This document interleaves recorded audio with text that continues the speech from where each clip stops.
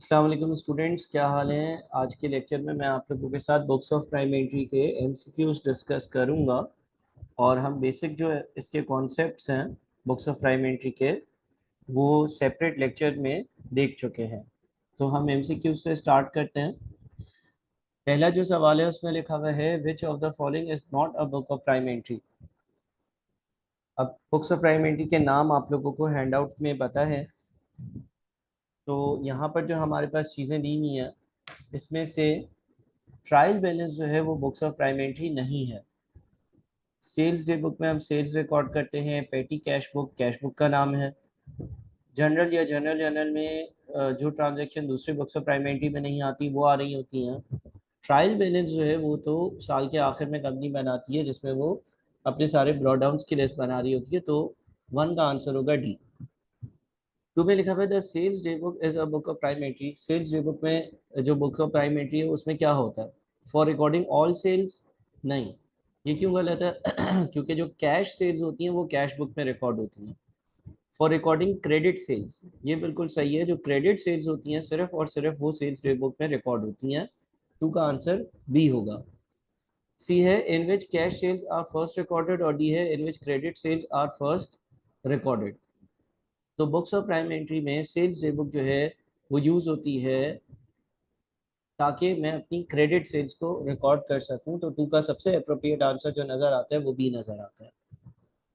सी पर चलते हैं। The purchases day book is a book of primary for recording all purchases? नहीं, for recording credit purchases. सिर्फ और सिर्फ क्रेडिट परचेसेस को मैं अपनी परचेसेस डे बुक में रिकॉर्ड करता हूँ।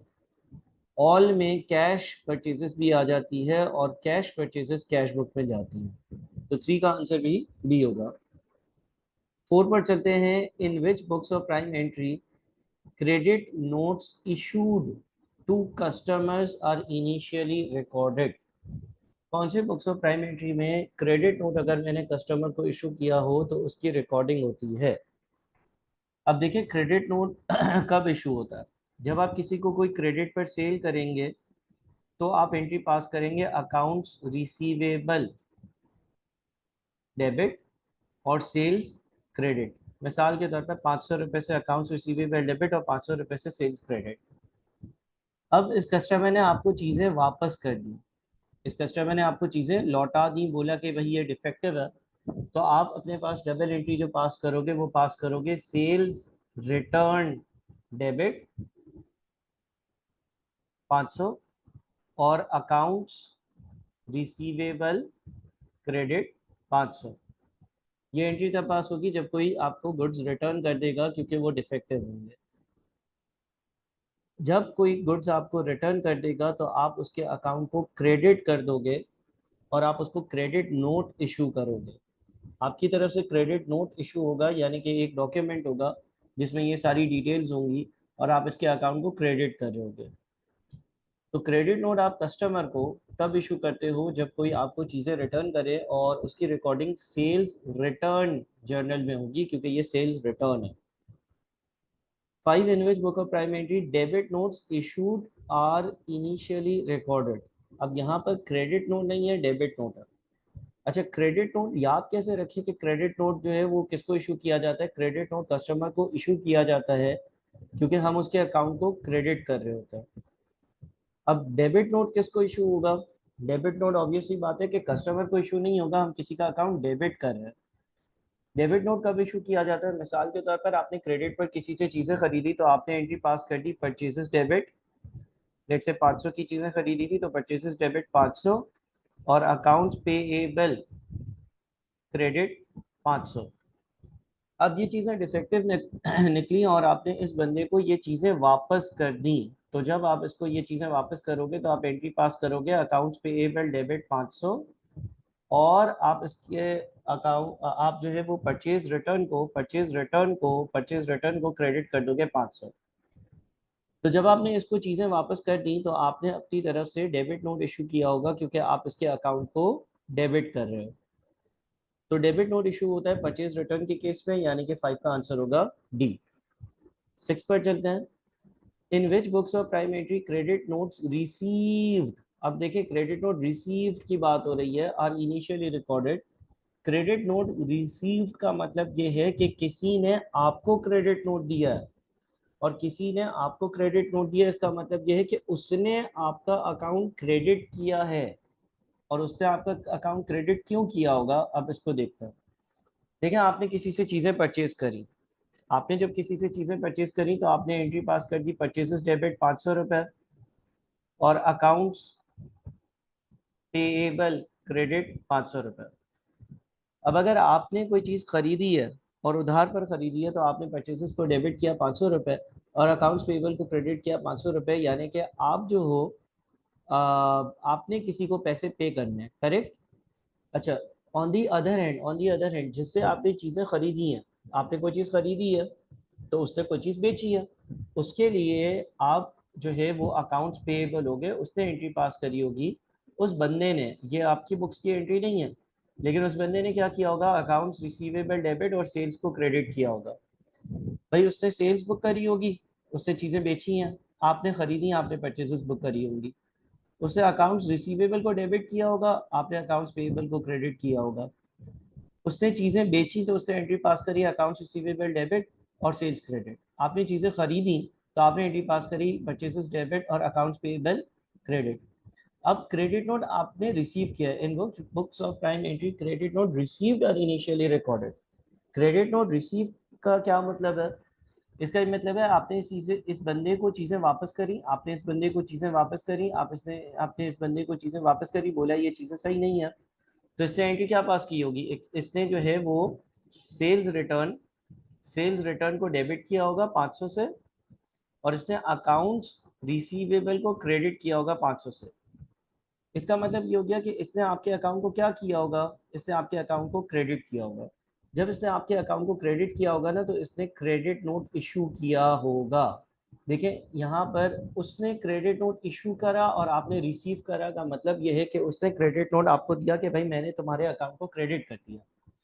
मीनवाइल आपने क्या किया होगा, आपने अपने अकाउंट्स पेएबल को डेबिट कर दिया होगा 500 रुपये से, और आपने परचेज रिटर्न को क्रेडिट कर दिया होगा 500 से।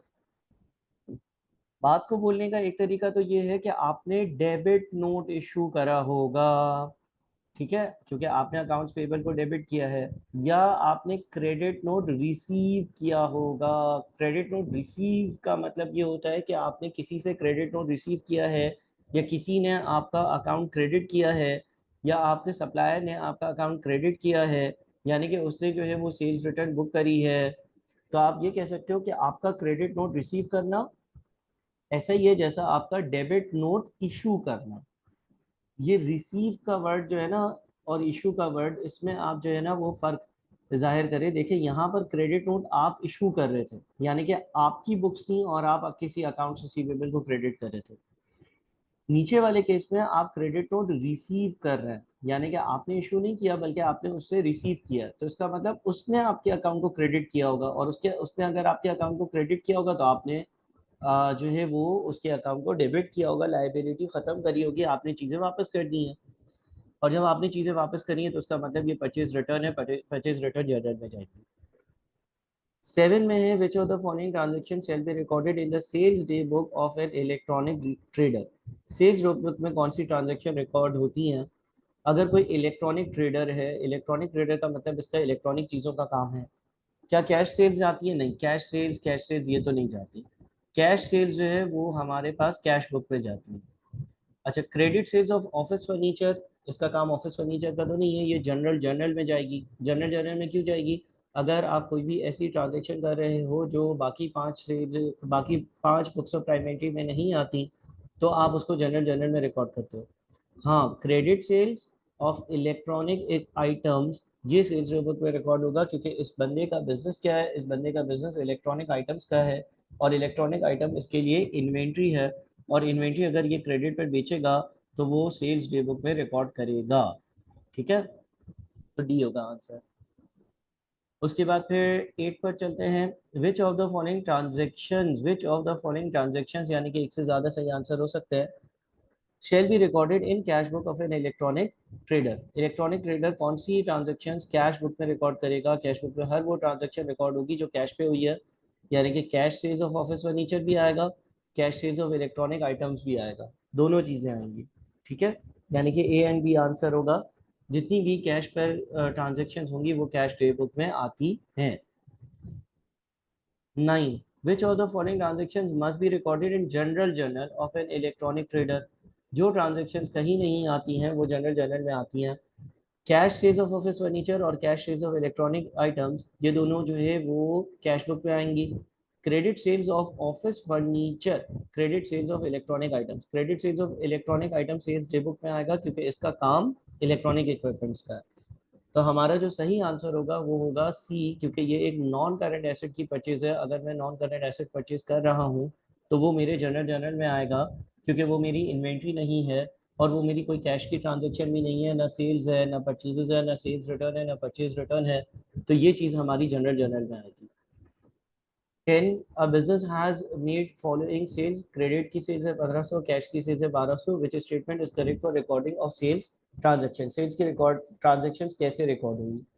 Sales day book ₹1500, cash receipt book 1200। बिल्कुल ये सही है। जितनी भी क्रेडिट सेल्स होती हैं, जितनी भी क्रेडिट सेल्स होती हैं वो सेल्स डे बुक में जाती हैं। जितनी भी कैश सेल्स होती हैं वो कैश बुक में जाती हैं। तो ये जो पहली ही ट्रांजेक्शन लिखी हुई है ये बिल्कुल सही लिखी हुई है। ठीक है, क्रेडिट की सेल्स जो है वो सेल्स डे बुक में जाती हैं 1500। इसके अलावा और जितनी भी आपके पास जो कैश की सेल्स होती हैं वो कैश की सेल्स जो है वो कैश बुक में जाती हैं। ठीक है, तो ए सही आंसर लग रहा है।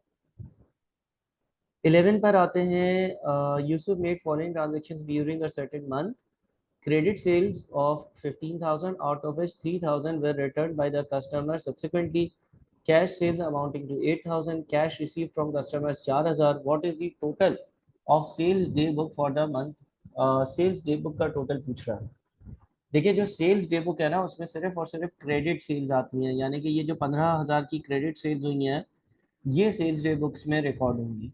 जब इस बंदे ने 3,000 की चीजें वापस करी हैं तो ये सेल्स रिटर्न डे बुक में रिकॉर्ड होंगी। सेल्स डे बुक में 15,000 रिकॉर्ड होगा, सेल्स डे बुक में 15,000 रिकॉर्ड होगा। सेल्स रिटर्न डे बुक में 3,000 रिकॉर्ड होगा। और फिर ये जो कैश सेल्स आ रही हैं ये कैश बुक में जाएंगी, कैश बुक में 8,000 रिकॉर्ड होगा। और जो कैश रिसीव फ्रॉम कस्टमर है, जो कस्टमर से कैश रिसीव किया है, ये भी हमारा जो है वो कैश बुक पे जा रहा होगा 4,000। तो हमारा जो सही आंसर होगा, क्योंकि इससे सिर्फ सेल्स डे बुक का पूछा, तो 15,000 सही आंसर होगा। 11 का आंसर होगा ए। 12 में लिखा हुआ है which of the following book, in which of the following book returns inwards are recorded. Return inward sales return का दूसरा नाम है और ये सेल्स रिटर्न डे बुक पे रिकॉर्ड होता है। ठीक है, 13 पर चलते हैं। 13 में लिखा हुआ है हुसैन रन्स अ बिजनेस और purchase and sale of furniture during a particular period. Hussain made following transaction sales to A ₹12,000। इसका मतलब ये हो गया कि इसका फर्नीचर का ही बिजनेस है और उसने ए को फर्नीचर बेचा है। और ए को जब फर्नीचर बेचा होगा तो कैश पे नहीं बेचा, तो मोस्ट लाइकली ये क्रेडिट पे बेचा। Sales to be 10,000, list price and trade discount of 2%। Trade discount यानी कि 10,000 की चीज़ थी लेकिन इस बंदे ने 2% की जो है ना आपसे बार्गेनिंग करवा ली। Sales returns from A ₹3,000। What is the total of sales day book? अच्छा आप देखें जो 12,000 है ना उसमें तो कोई दो राय नहीं है, वो सेल्स डे बुक में आएगा 12,000 रुपये। इसलिए क्योंकि मिस्टर ए को मैंने क्रेडिट पर चीज़ें बेची हैं तो वो सेल्स डे बुक में आएगा। दूसरा सेल्स जो मैंने मिस्टर बी को करी है और उसको 2% का डिस्काउंट दिया है वो भी सेल्स डे बुक में ही आएगा। और क्योंकि वो भी सेल ही है ना मेरी, बस ट्रेड डिस्काउंट ये होता है कि उसने चीज़ें खरीदते वक्त जो है ना मुझसे कुछ बार्गेनिंग कर ली। तो इसका मतलब ये हो गया कि अच्छा 10,000 हम जब रिकॉर्डिंग करते हैं तो हम ट्रेड डिस्काउंट हटाकर रिकॉर्डिंग करते हैं तो हम इसका 98% लेंगे, 2% का डिस्काउंट माइनस कर या तो 10,000 में से 10,000 का 2% माइनस कर दो या तो 10,000 का 98% ले लो, एक ही बात है। तो ये दोनों चीज़ें ऐसी हैं 21,800 की जो सेल्स डे बुक पे आएंगी। सर सेल्स रिटर्न जो हुई है वो कहाँ आएंगी? वो सेल्स रिटर्न डे बुक में आएंगी 3,000 रुपये। ठीक है, तो आपका आंसर होगा 21,800, यानी कि आपका आंसर बनेगा बी। अच्छा जी, उसके बाद 14, a credit note is issued to a. आप क्रेडिट नोट किसको इशू करते हो? ये याद रहे कि अगर आप क्रेडिट नोट इशू कर रहे हो तो आप किसी का अकाउंट क्रेडिट कर रहे होगे। किसी का अकाउंट क्रेडिट करने का मतलब ये है, क्या आप जो है ना वो कोई चीज़ डेबिट कर रहे होगे और कोई चीज़ क्रेडिट कर रहे होगे। देखिए दो चीज़ें होती हैं, या तो आप सप्लायर से चीज़ें खरीदते हो, या तो आप कस्टमर को चीज़ें बेचते हो। सप्लायर से जब चीज़ें खरीदते हो तो आप पहली एंट्री पास कर देते हो परचेज डेबिट, परचेजेस को डेबिट करते हो, और आप अपने अकाउंट्स अकाउंट्स पेबल को क्रेडिट करते हो। ठीक है, परचेजेस को डेबिट और अकाउंट्स पेबल को क्रेडिट करते हो। अगर आप इसको चीज़ें वापस कर देते हो क्योंकि डिफेक्टिव होती हैं, तो अकाउंट्स पेएबल को आप दोबारा से डेबिट कर देते हो, और आप परचेज रिटर्न को क्रेडिट कर देते हो। इस केस में आप सप्लायर के अकाउंट को क्या कर रहे हो, डेबिट या क्रेडिट? आप सप्लायर के अकाउंट को डेबिट कर रहे हो। जब आप सप्लायर के अकाउंट को डेबिट कर रहे हो तो आप जो है वो डेबिट नोट इशू करोगे। दूसरे केस में आप कस्टमर को चीज़ें बेचते हो, जब आप कस्टमर को चीज़ें बेचते हो उस केस में आप अपने पास एंट्री पहली वाली पास करते हो, accounts receivable debit 500, sales credit 500। जब कस्टमर आपको कोई चीज़ डिफेक्टिव होती है और वापस दे देता है, कस्टमर कोई चीज़ डिफेक्टिव होती है और वापस दे देता है, तो आप एंट्री पास कर लेते हो सेल्स रिटर्न डेबिट 500, और अकाउंट्स रिसीवेबल डेबिट क्रेडिट 500। इस केस में आप अपने कस्टमर के अकाउंट को क्रेडिट कर रहे होते हो तो आप क्रेडिट नोट इशू करते हो। यहाँ पर आप क्रेडिट नोट इशू करते हो। अगर आप क्रेडिट कर रहे हो तो आप क्रेडिट नोट इशू करते हो, अगर आप किसी का अकाउंट डेबिट कर रहे हो तो आप डेबिट नोट इशू करते हो। इस लॉजिक के हिसाब से आपका जो 14 का आंसर होगा वो बनेगा ए, यानी कि आपने क्रेडिट नोट कब इशू करना है, जब आप कस्टमर जो है उसको आप दे रहे हो वो नोट, क्योंकि उसने आपको गुड्स जो है वो रिटर्न करे हैं। 15 पर आते हैं। 15 में लिखा हुआ है, in which books of prime entry does debit notes receive worth ₹100,000 will be recorded. अब डेबिट नोट्स रिसीव है, डेबिट नोट रिसीव है। अच्छा देखें, बड़े मजे की बात यह है कि यहाँ पर जो हमने डिस्कशन करी, पहले आप इसको नोट करिएगा, इसमें आपने क्या किया है, इसमें आपने डेबिट नोट इशू करा है, यानी कि आप डेबिट नोट दे रहे हो। इधर आपने क्रेडिट नोट इशू करा है, यानी कि आप क्रेडिट नोट दे रहे हो। ठीक है, यहाँ पर डेबिट नोट रिसीव्ड का लफ्ज यूज हुआ है। रिसीव करना डेबिट नोट ये एक अलग बात है, और डेबिट नोट का इशू करना एक अलग बात है। डेबिट नोट आप तब इशू करते हो, डेबिट नोट आप तब इशू करते हो जब आप किसी का अकाउंट डेबिट कर रहे होते हो। डेबिट नोट आप तब इशू करते हो जब आप किसी का अकाउंट डेबिट कर रहे होते हो।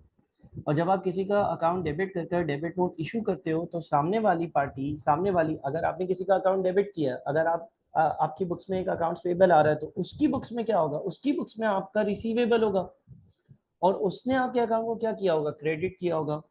तो वो आपको क्रेडिट नोट इशू करता है और आप क्रेडिट नोट रिसीव करते हो उससे। इसी तरह से जब आप किसी को क्रेडिट नोट इशू कर रहे हो, यानी कि आप किसी का अकाउंट क्रेडिट कर रहे हो, यानी कि आप अपना रिसीवेबल जो है वो कम कर रहे हो, तो किसी ने आपका पेएबल भी कम किया होगा। क्योंकि अगर आपके लिए कोई कस्टमर है तो आप उसके लिए सप्लायर हो, तो वो आपको डेबिट नोट आप आपको उससे डेबिट नोट रिसीव होगा। तो डेबिट नोट का रिसीव होना, क्रेडिट नोट का इशू होना एक ही बात है। डेबिट नोट का इशू होना और क्रेडिट नोट का रिसीव होना एक ही बात है। अगर कोई कंफ्यूजन हो तो व्हाट्सएप ग्रुप पर आप मुझसे पूछ लीजिएगा। तो यहाँ पर वो बोलते हैं, in which books of prime entry does debit notes receive but 100,000 will be recorded. Debit note receive का मतलब है वही ट्रीटमेंट जो क्रेडिट नोट इशू करने वाली है, यानी कि यहाँ पर बात हो रही है सेल्स रिटर्न की, और सेल्स रिटर्न का दूसरा नाम है रिटर्न इनवर्ड्स। तो आंसर होगा सी। 16 की बात करते हैं, in which books of prime entry does sales on account of 700 will be recorded. क्यों, कौन सी बुक्स ऑफ प्राइम एंट्री में 7 लाख रुपए की सेल्स को रिकॉर्ड किया जाएगा? बड़ा आसान, सेल्स जर्नल होगा। सेल्स जर्नल में हम सारी सेल्स रिकॉर्ड कर रहे होते हैं। अगर वो कैश नहीं है तो, कुछ मेंशन नहीं है तो हम एज्यूम करेंगे कि वो क्रेडिट ही है। Which of the following document serves as a notice to the customer to inform that the goods have been dispatched? Goods have been dispatched यानी कि goods की डिलीवरी हो गई है। ये कौन से वाले डॉक्यूमेंट पर लिखा हुआ होता है? तो इसका सीधा सीधा आंसर है goods dispatch note. Goods dispatch note जो है उस पर ये मेंशन होता है कि भाई गुड्स डिस्पैच हो गए। बाकी जो टर्म्स हैं उसके लिए एक हैंड आउट बना हुआ है जिसमें वो डिस्कस हुई नहीं है। कोटेशन बता देता हूँ। कोटेशन क्या होती है कि आप किसी से चीज खरीदते हो तो आप उससे कोटेशन मांगते हो कि भाई मुझे ये XYZ काम करवाना है, तुम कोटेशन दो कि तुम ये काम कितने में करोगे। 18 पर आ जाते हैं। 18 में लिखा हुआ है on 20th July goods with list price of 80,000 were sold. मैंने 80,000 रुपए की लिस्ट प्राइस वाले गुड्स बेचे। The customer has been offered 2% trade discount. Trade discount का मतलब ये है कि मैंने उसको बोला यार 80,000 की ये चीज़ है, उसने मुझसे बार्गेनिंग करी और जब उसने मुझसे बार्गेनिंग करी तो उसने 2% पैसे मुझसे कम करवा लिए। ठीक है, तो इसका मतलब ये हो गया कि आप 80,000 माइनस 80,000 का माइनस 80,000 का 2%। ठीक है, 78,400। आई रिपीट, 80,000 माइनस 80,000 का 2%। 80,000 रुपए की चीज़ थी, 80,000 में से 80,000 का 2% माइनस कर दिया गया, इसलिए क्योंकि ये ट्रेड डिस्काउंट है, उसने ट्रेडिंग के वक्त मुझसे जो है इतना डिस्काउंट ऑब्टेन कर लिया 78,400 बार्गेनिंग। ठीक है, आप गए दुकानदार के पास, दुकानदार ने बोला ये चीज़ 80,000 की है, आपने बोला सस्ता करो कम करो कम करो, आपने 2% कम करवा लिया। तो 80,000 माइनस 80,000 का 2%, या ऐसे भी कर सकते थे 80,000 का 98% ले लो। ठीक है, ट्रेड डिस्काउंट बुक्स में नहीं आता।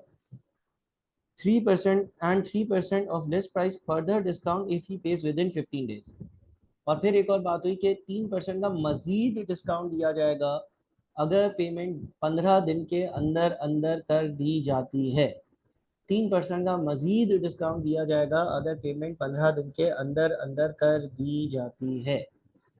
It is reasonably expected that customer will pay with in 15 days. आप ये एक्सपेक्ट कर सकते हो कि कस्टमर 15 दिन के अंदर अंदर पेमेंट कर देगा। At which amount should be sales should be recognised on 20 July. 20 जुलाई वाले दिन आप सेल जो है वो किस अमाउंट पर रिकॉग्नाइज करोगे। अब ये एक्सपेक्टेड है कि भाई वो 3% का उसको डिस्काउंट जो है ना फर्दर मिल ही जाएगा। ठीक है ना, तो इस केस में हम ये कर सकते हैं कि हम जो है वो टोटल डिस्काउंट देखें। 80,000, 80,000 जो था उस पर इसको जो है वो 80,000 में से पहले 80,000 का हमने 2% माइनस कर दिया। अब मजीद 80,000 का हम 3% और माइनस कर रहे हैं। ठीक है ना, तो 76,000 बच जाता है, यानी कि डी आंसर होना चाहिए। अच्छा, 19, what is the correct double entry for dishonour of cheque that was given by a customer. अच्छा, इसकी ट्रीटमेंट बेड डेट्स के लेक्चर में भी मौजूद है। डिसऑनर चेक का मतलब ये होता है कि किसी ने आपको चेक दिया और फिर आपने जो है ना, आपको पता चला कि यार वो चेक जो है ना उसमें पैसे ही नहीं थे, तो आप रिवर्सल एंट्री पास करते हो। मिसाल के तौर पर लेट से किसी को आपने कोई चीज़ें बेची, आपने एंट्री पास कर the accounts receivable debit, accounts receivable debit 500 और सेल्स क्रेडिट कर दिया 500। अब उसने आपको चेक दिया, उसने आपको चेक दिया 500 रुपये का, तो आपने एंट्री पास कर दी अकाउंट्स, आपने एंट्री पास कर दी बैंक अकाउंट डेबिट 500 रुपये और अकाउंट्स रिसीवेबल क्रेडिट 500 रुपये।